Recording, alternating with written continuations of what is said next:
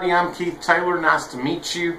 Hopefully Dawn and Lily will allow this video to stay on the page. I'd also like to say, love you guys. Thanks for adding me.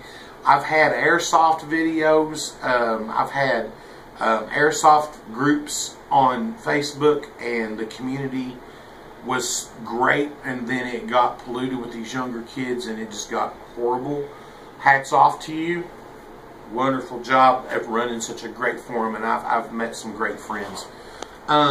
What I wanted to talk to you about real quick is I've been modeling since I was a little kid, and I took a hiatus for a while, my military service and so forth, and I stopped, and then I recently got back into it, and when I went into a hobby shop, I was overwhelmed. You know, I'm like, okay, well, I can buy grass, I can buy dirt. Why would I buy dirt or grass?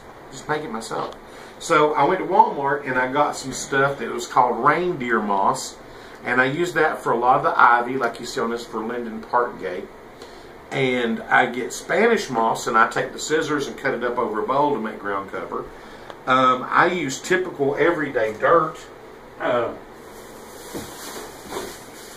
which I keep in a grocery sack there. You can see that's just dirt.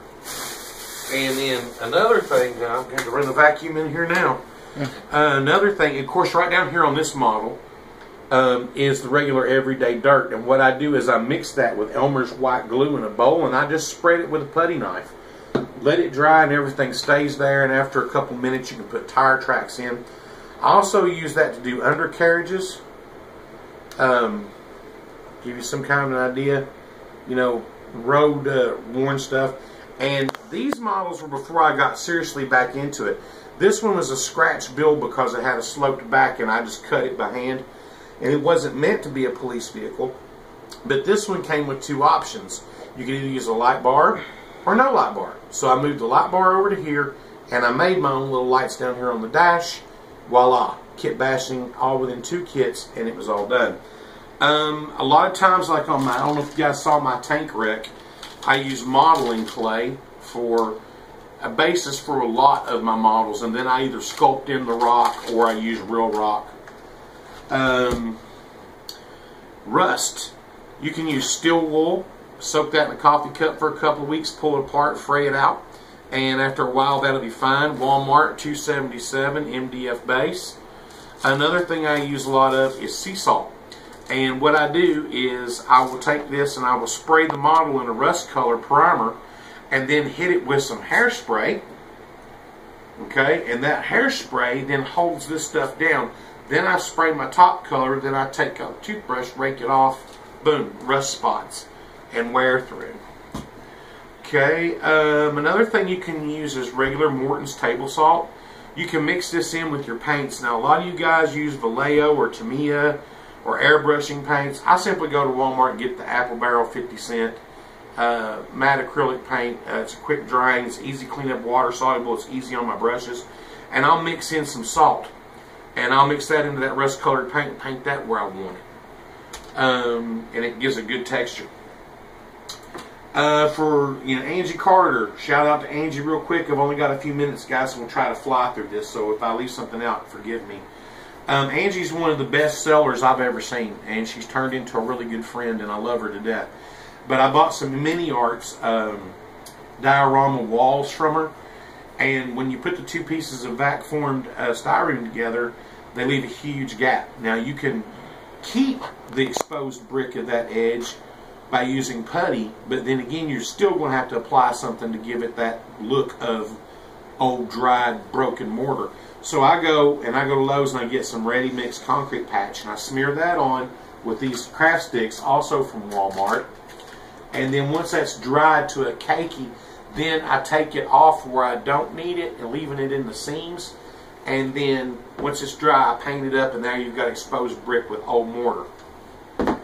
Let's see. Another thing, Walmart, craft aisle where women put jewelry together. Here's some nice chain, and my son painted that for me in a Krylon rust color. It's almost a perfect scale for 1/35 toe chain. You've got lava rock. This stuff is airweight. You smash it up and you've got good ground cover. This stuff you can find it anywhere. Laying in my backyard this morning, an old red brick. Look at that mortar. we spend hours as modelers painting this mortar to weather it to look like that. When all you got to do is get away from the bench every little bit, get a little bit of exercise, find it, crack it off, and use it. Here's an old brick that my landlord was throwing away. She had a pile of them. I got one this morning. This is brick, comes in any color. You smash it up and you've got ground cover. Acrylic water. I get this from Walmart. It comes in the water and the curing.